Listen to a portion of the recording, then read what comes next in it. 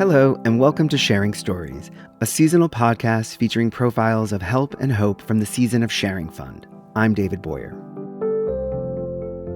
Did you know that more than 20% of people who are unhoused are over 55, and that 1 in 5 adults in the Bay Area have less than $400 in savings? In many cases, their fixed income simply can't keep up with rising rents, inflation, and the cost of healthcare. What this means is that some of our older neighbors are one crisis away from falling behind and having an incredibly hard time catching up. They're one crisis away from having to choose between rent and necessities like food and medical care, and in some cases, one crisis away from becoming homeless. Thanks to our donors and partner agencies, since 1986, Season of Sharing Fund has been able to provide some peace of mind to more than 190,000 people in the Bay Area. The fund has been there for individuals and families when a month or two of rent made the difference between staying in their home and becoming unhoused. Over the course of this series, I'm going to introduce you to a few of the folks who've recently received one-time support from Season of Sharing Fund. Today, we'll meet the Alatorre family. They live in a quiet neighborhood in San Jose. I sit down with mom and daughter at a table in their front yard that is clearly the site of many gatherings. The table can fit at least 8, which is helpful since there are 3 generations living together here. My name is Olivia Alatorre. I was born in Guadalajara, Jalisco, Mexico.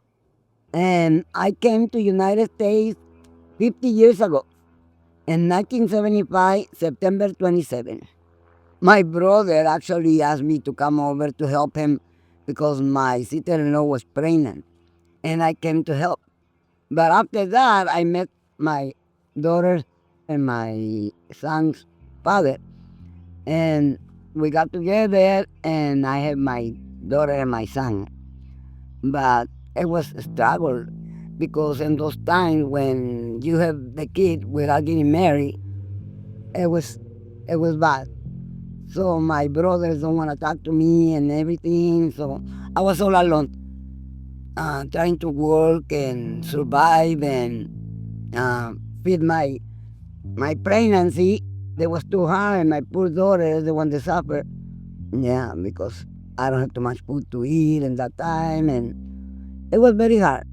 I love my kids. I love my kids to death. I worked too hard for them all my life. I was always working. I started working when I came here. I started working sewing in a tennis company, making the little dresses and the underwear with the laces and everything. And it was this Filipina lady that she was married to a Mexican guy. So she told me, you teach me 1 word a day, and I teach you 1 in English. You teach me in Spanish, I teach you in English. And in the same time, I had my dictionary.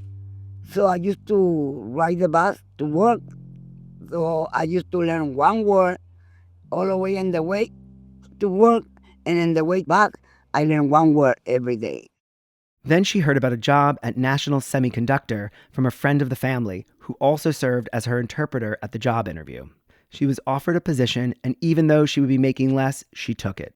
I was going to have insurance, medical insurance for my kids and me. So since I started working at National in 1979, National DuPont, you know DuPont? Yeah.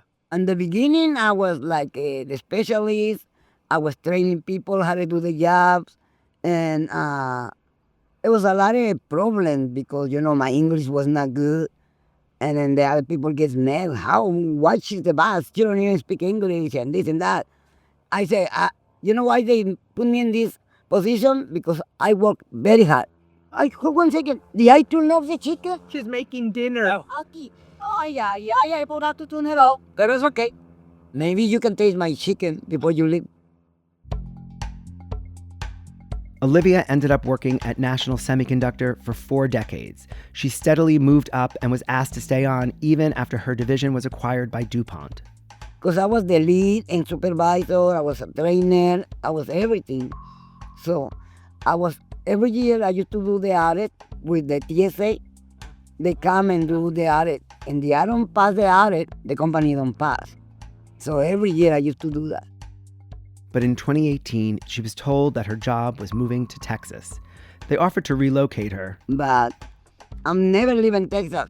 So why am I gonna go in a place when, without my kids, I was 59 and a half already. And what was it like to stop working?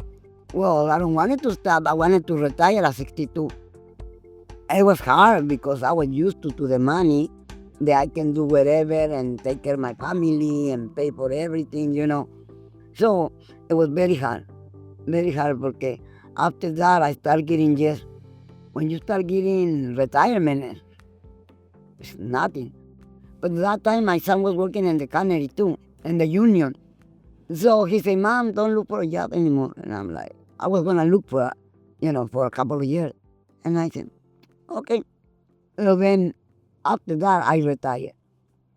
And then I was just home. She kept herself busy, helping take care of her grandkids, cooking a lot. That lasted for a few years, and then she started feeling sick. I was always like choking. My primary doctor sent me for endoscopy and colonoscopy at the same time. So when they went inside my esophagus, they see something redness in between my stomach, and they did a biopsy. They take out some parts. And the doctor, he called me 3 days later, and he said, I'm sorry, I have bad news.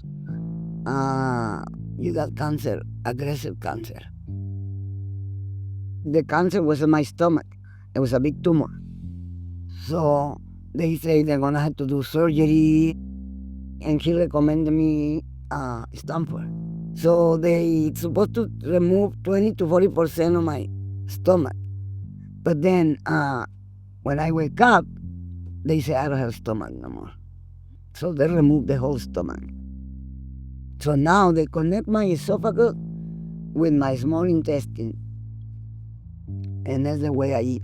But I cannot eat because they had to dilate my esophagus 5 times. So I start losing like 10 pounds per week until I lost 125. Wow. Yes. Look at me. I'm so skinny. I'm going to show you just my profile in here so you can see how I used to look. She scrolls through the photos on her phone. Wait a minute. Eventually, she finds one of herself before she got sick. Oh my God. She looks like a completely different person. The woman in the photo is healthy, with an enormous smile, and dressed in a bright red silk blouse. Can you tell I like red? She's a bit zoftig and clearly has an appetite for life. Yeah, look at me now. The woman sitting next to me, also in red, is tiny and frail by comparison, and looks a decade or two older. Look at that. How long ago was that? 4 years ago, right before her surgery. Can you introduce yourself? My name is Sochi, and I'm Olivia's oldest daughter. When they had her surgery and they connected her esophagus with her intestine, it was too tight. So they had to stretch it out. That's the dilation that she's speaking of. So they had to dilate that about 5 times. So it was about 5 months in a row before she was able to fully eat and drink something again. Not water, no food, no nothing. One day I tell my daughter, why am I going to live for? I can drink, I can eat, I can nothing. What is this? This is not life. And finally, all those, how do you say, dilating, it helps. She also had to go through chemo and radiation for 2 months in the hospital. Every single day, every day. And for 2 months more after she was released. When I went through the cancer, my daughter took care of me in her place for 7 months. Because I cannot, I can hardly walk. And then she was giving me the chemo. And the chemo was pills at 5 in the morning, 8 in the morning. And she got the clock always. It's why she's very responsible. So it's why, she take care of me over there. What was that like for you to...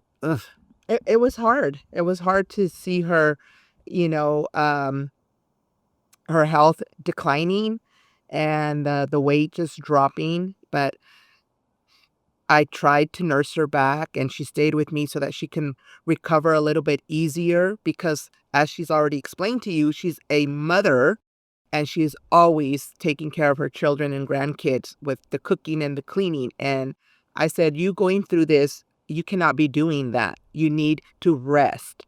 So I took her to my home. So I was the one, cooking for her and taking care of her and making her eat healthy food, and keeping to her schedule with her medication. There was some good days, but lots of bad days. But it was hard to see her lose her strength. She's always been my number one helping for everything. Yeah. I believe that I've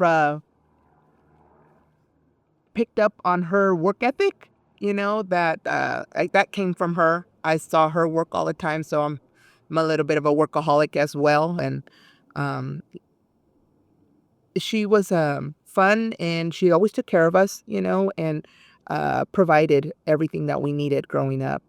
And she was always working. So because she was always working, I was more of the mother figure here, taking care of my brother and sister all the time. Yeah.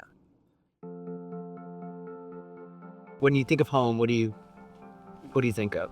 My family.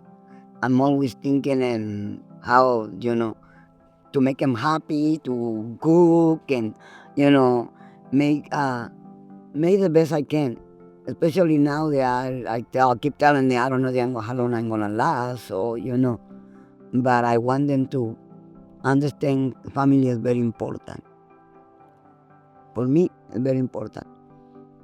So even though I struggle so much lately because of the cancer and all those bills, and my son used to have a good job, so there was no problem with the rent and the bills. And after the pandemic came, he got laid off. Then I went through the cancer. Then I was over there with my daughter. I was not even be able to pay the rent anymore. So all the bills got behind, the rent. So I ended up owing the landlord. So he was like, "You don't pay the rent, I'm gonna evict you, this and that, and you have to get out of here." And I've been here. I turned 11 years September 20th in here in this house. So I always paid the rent, always, until I could, because of the bills, the medical bills, my co-payments. Every time I used to go, it was $250 co-payments, every time. The bills continued to pile up, and she was facing eviction. Just when everything looked bleak, she got a break. Her daughter's friend Claudia told her about a new homeless prevention program in San Jose called Haven Safe, and that's how Olivia met Shannon Clark, Haven Safe's founder. Shannon Clark helped me. She took me to Latinas Contra Cancer, and they helped me with one collection bill of $300. But in the same time, Shannon applied for seasonal sharing for me. So I tell her, you know what, nobody's gonna help me. Nobody helps me. Anyway, I never got anything from the government. Never welfare. I can never qualify for a food stamp, never qualify for nothing. So when Sharon told me, let me apply seasonal sharing, help people a lot. And I'm like, I hope, I don't have no hope, nobody helps me. So she applied, and then we was crying one day because she called me to say, Olivia, they gonna help you. Because the landlord was begging me too much already. He said, you don't pay me all the back pay money, you have to get out. And I'm like, where am I gonna go? I don't have no money to go nowhere. And then he said, well, that's not my problem. So Shannon said, Olivia, seasonal sharing is gonna help you. So what does it feel like after working so hard to be in that Position? Yeah. It's very sad. Very sad, because I was making almost $5,000 a month.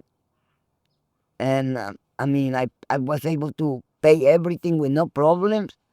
And then plus my son was working in the union, and so, I was able to take care of everything.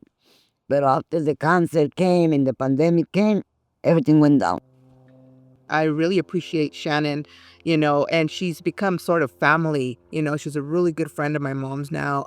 I could only do so much for my family, and, I'm trying to take care of myself, my daughter, my grandkids, and I could help my mom with what I could, not to the level that Season Sharing or any other charity group can, So I was really happy when my mom told me, and I felt what a blessing, that somebody was able to give back to my mother.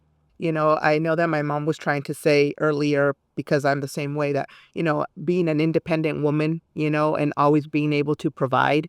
And for her, when it was time to leave her job because, they relocated, it was hard for her in that moment. And still to this time, when you have your own money and then you go down to, minimal wages, due to Social Security and stuff like that, it's hard for her.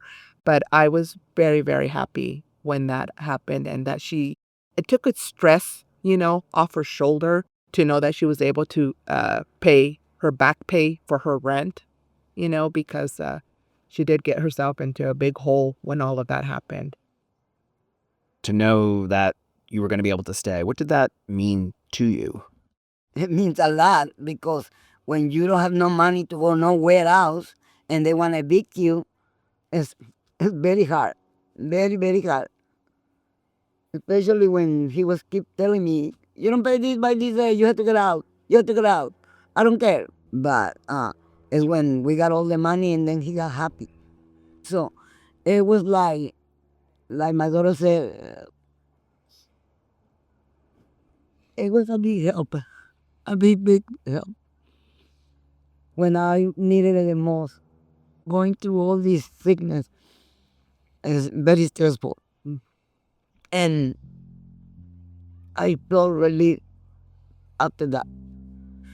So I just want you to tell Season of Sharing that I really, really appreciate that big help they did for me. As soon as our interview ends, Olivia wants to feed me. So, mija, le voy a dar pollito. Okay. Okay, and you want tortillas? Sure. Oh, okay. Corn, flour. What? Corn. Corn. Right? Okay. Right Thank now. you so much. You got it? Okay. We'll just sit here and watch David. I gotta take a photo. Yes, I was going to say, take Everything. a picture. This is the That's pollo and salsado. delicious. That's just the rice, David. Try the chicken, the sauce, right? Yes, I know. When you tell about this one, and I say last night. What are you doing with that, Mom? Oh, the tortillas. Oh, okay. Clearly, Olivia still loves to cook for people, but I ask if she's able to eat again now that she's feeling a bit better. Now I'm very good at eating. They even want to stop me. Say, don't eat too much. No, but I cannot eat like before. All I can eat is like little plate like this. So, the holidays. Tell me what you do for the holidays. Oh, I love Thanksgiving. We always cook. We do the turkey. And we make mashed potatoes. We make corn. We make green beans. All that. And we eat the next day leftovers all the time. But I love turkey.